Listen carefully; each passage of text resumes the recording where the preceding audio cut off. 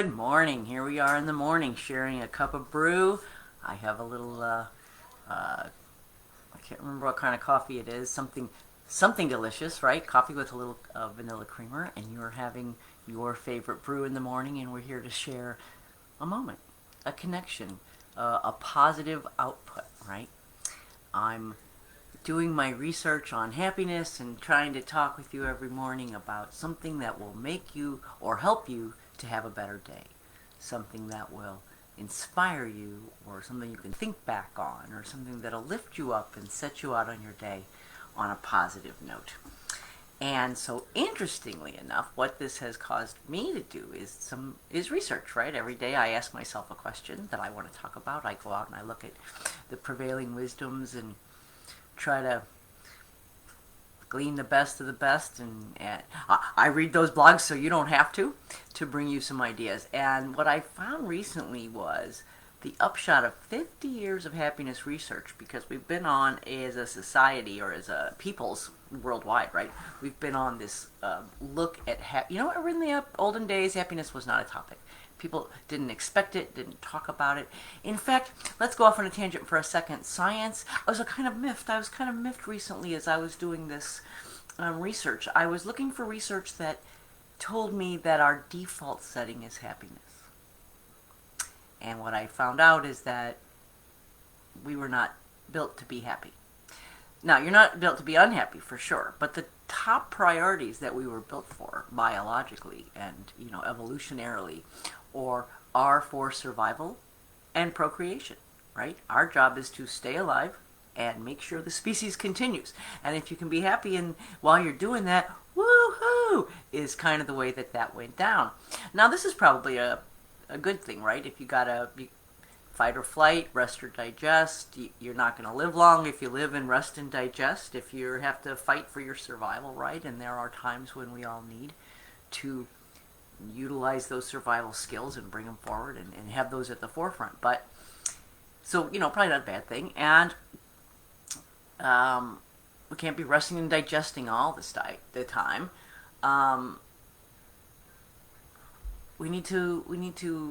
We're always striving to improve. That, I suppose, a little bit of discontent, right, strives us to improve. And so I have two thoughts on this, right? One is, I'm a little bit validated. Happiness is a little bit of work. It's a skill. It's something you have to care about, think about, be aware of, and put into practice in your daily life, right? Happiness, you just can't, it just does not happen, right? You're going to do a little work on it. But I also go back to the fact that it's a skill. You can develop it. You can work on it. You can make it a priority in your life. And that's why we're here this morning, right? So, anyway, back to my research. The snapshot of research. We've been doing all this research on happiness, and now there's studies after studies after studies, 50 years, and the data's in. And the answer is, our happiness is directly correlated to the quality of our personal connections. And I'm going to expand this to say all of our connections. The study is talking about our friendship and our family connections and our co-workers. And I'm going to read some stuff here in a minute to you, or talk about a few things that kind of verify that. But I wanted to expand on that before that and say, we have connections with more than just people, right? Connections with ourselves, connection with the divine, a connection with nature, a connection with our body, a connection with our pets. So we're going to look at connections everywhere and see the quality of, in my opinion, those connections equal to happiness in your life, right? And what can you do about that? They say people with many friendships or many happy relationships are less likely to experience sadness, loneliness, low self-esteem, problems with eating or sleeping. When we value relationships, we teach our children to value relationships, right? When you value your relationship with a child, when you spend time with him, you're teaching him the value of spending time with him. And when you don't, you're teaching him it's not important. Cat's in the cradle and the silver spoon, right? All about our connections. Now, we know loneliness is a big problem. Studies have been done that say loneliness is a leading cause of depression. It's a huge problem. Its impact has been significant. And it's connected to some really bad things: suicide, depression, mental health disorders, right? But it's not just being around people, because honestly, you can be in a room of people and still feel lonely, right?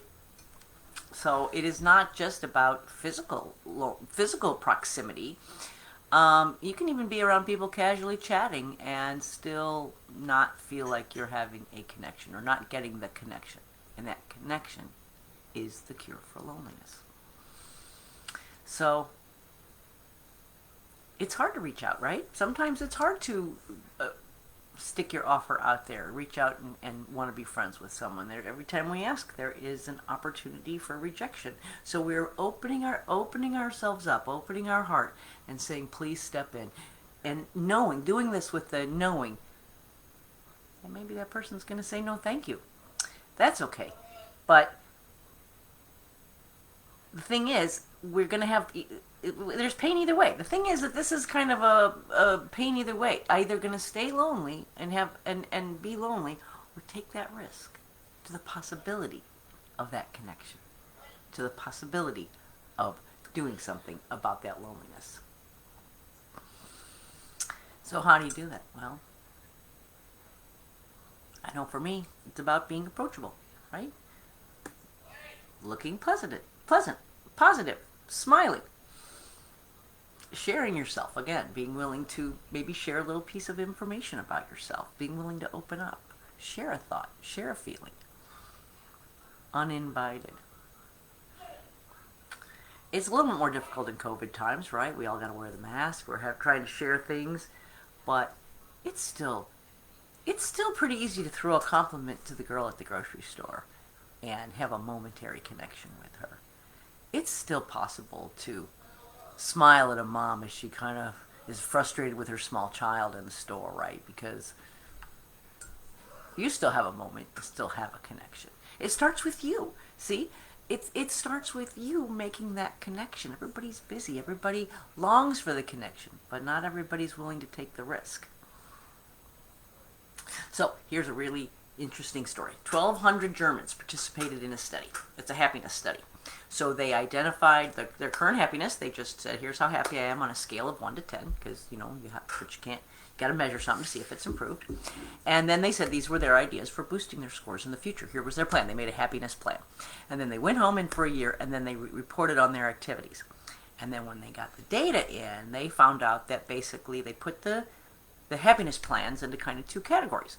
One was the type of strategies was a social strategy, and one was an individual strategy. So, oh my goodness, what they found. So some goals. Okay, we're going to check in here real quick before I tell the story. Okay, good morning. All right, some goals, like seeing your family and friends more, joining a nonprofit, volunteering, helping people in need, anything that put the participant in contact with other people was a social goal, right? And then the individual goals, the other goals were more like staying healthy, losing weight, finding a better job, quitting smoking, individual activities. So folks who had at least one social goal on their list tended to follow through way more and spent way more than people who had individual goals. That was number one. Then those who did have a social goal and did follow that, did work on that social goal, spent more time socializing and in turn became more satisfied with their lives. Sadly, the folks who focused only on individual goals, they didn't show any improvement in their happiness at all. Right?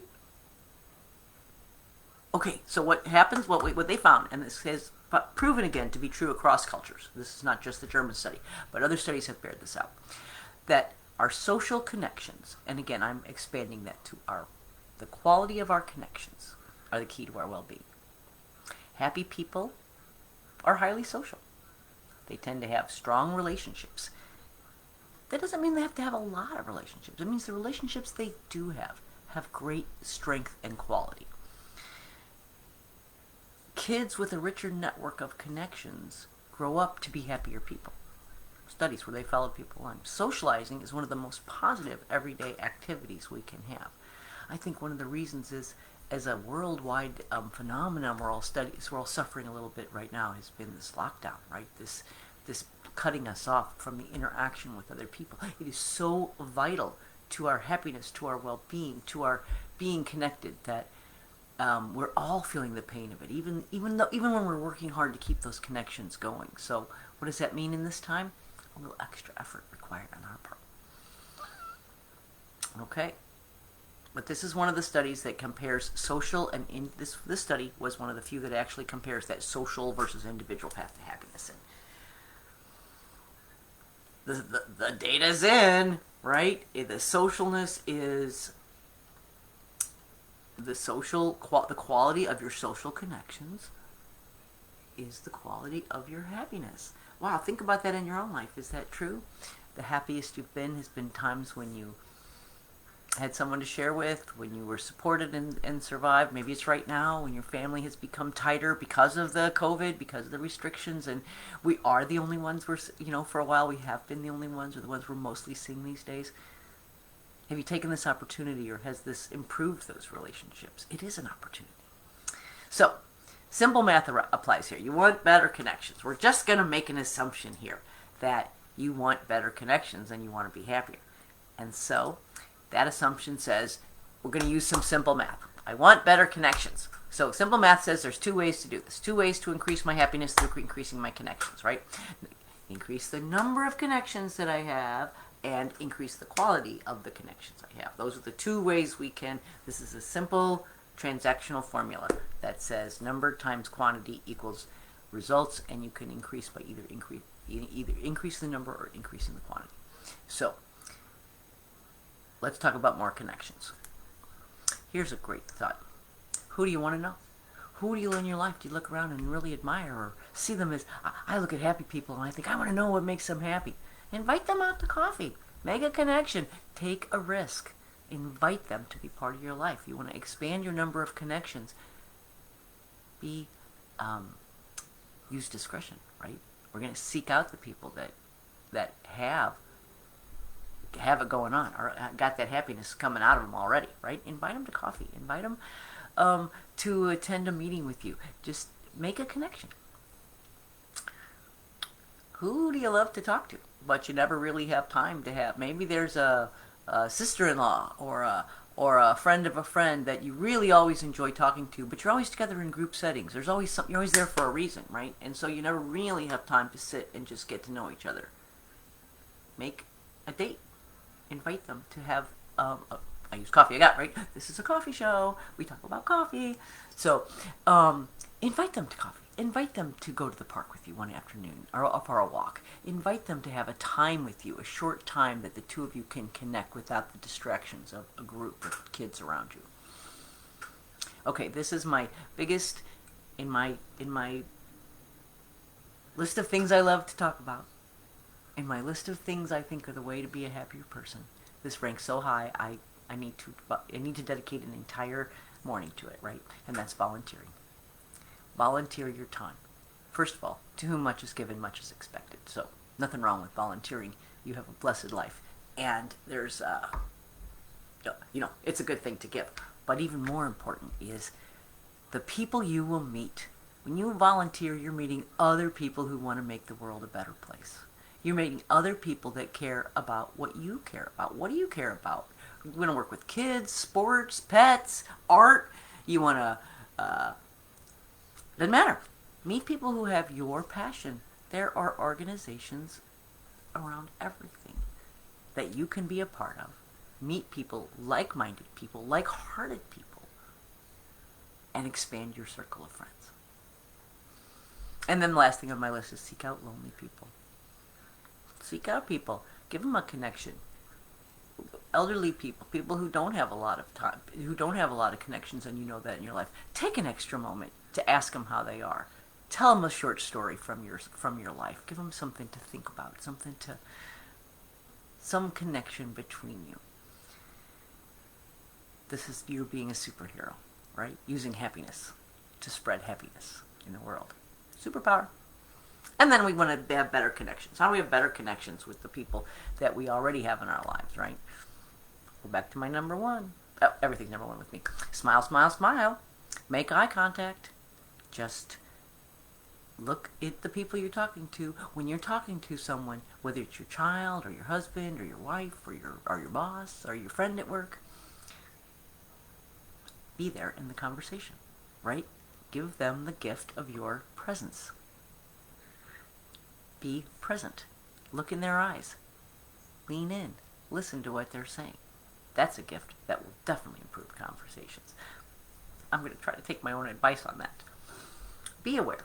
Now, different connection levels with different people, right? Not everybody is your best friend, and that's okay. Not everybody you're going to share your deepest, darkest secrets with. That doesn't mean you can't have a connection, right? Have a connection with the lady at the grocery store over the bow in her hair. But then have a connection with your friend about something that happened that you're concerned about. And then maybe you have a connection with your soulmate where you're talking deep, dark, intimate secrets. It's okay. We have different levels of connections. Just be aware. We have circles around us, right? Circles of influence, circles of community. Just, kind of be aware who falls into what circles. Actively offer loving gestures. Tap into your creativity to show someone how much you care for them. Leave them a little note. Offer a back rub. Do the dishes. Let people know. That's an active way. That's active caring, right? Empathize. Lean into their emotions. Feel what they feel. You don't have to fix it. Everybody's looking for you to solve their problems. Sometimes they just want you to feel them with you. That is the best connection right there, right? Monitor the tone of your voice. Sometimes I'm guilty of this myself. I'm busy doing something else, someone asks a question, someone interact, and that tone is not the love and appreciation and connection I want to show that person in my life. So we have to focus on that, right? Think about it. Take a deep breath before you bark a response. Communicate consciously. Be present. Be present with the person. Open, honest, true communications. Dig deeper. Ask questions. Tell stories. Peel back the onions. You control how deep the relationship goes. Dig until you hit the bottom. Then be comfortable where you are. And be authentically you. This is not about being somebody that other people like, so you're somebody that they might like, right? Yes, ma'am, my friend Betsy says. Yes, ma'am. Excellent. I'm still learning to use the Facebook, and I apologize if you've commented and I don't respond while I'm actually live doing my spiel. I'm really bad at the Facebook thing, and I'm trying to get better to recognize and engage with you. If you're kind enough, if you're taking the time to listen to me, I definitely want to acknowledge that. So that's our show for today. We're talking connections. You don't need to be perfect together. You just need to be happy together. To the quote board, right? Time decides who you meet in your life. Your heart decides who you want in your life, and your behavior decides who stays in your life. Oh, I like that. Relationships are not where you find happiness. It's where you share happiness, right? That's a subtle thing. You're going to go out and get more relationships, not because they're going to bring you happiness, but because the act of getting relationships is going to make you both happier. Slightly different, but an important distinction. I'll start again. Relationships aren't for getting things. They're for giving things. You don't fall in love to make yourself happy. You fall in love to make someone else happy. Again, that subtle difference. So, our show for today. Join me tomorrow morning at 7, where we're going to talk about, and tomorrow is going to be a great show. We're going to talk about raising your vibration. I talk about vibrations all the time, so we're going to go right to it tomorrow and talk about vibrations. So, thanks for joining me today, and bye for now. Make it a happy day.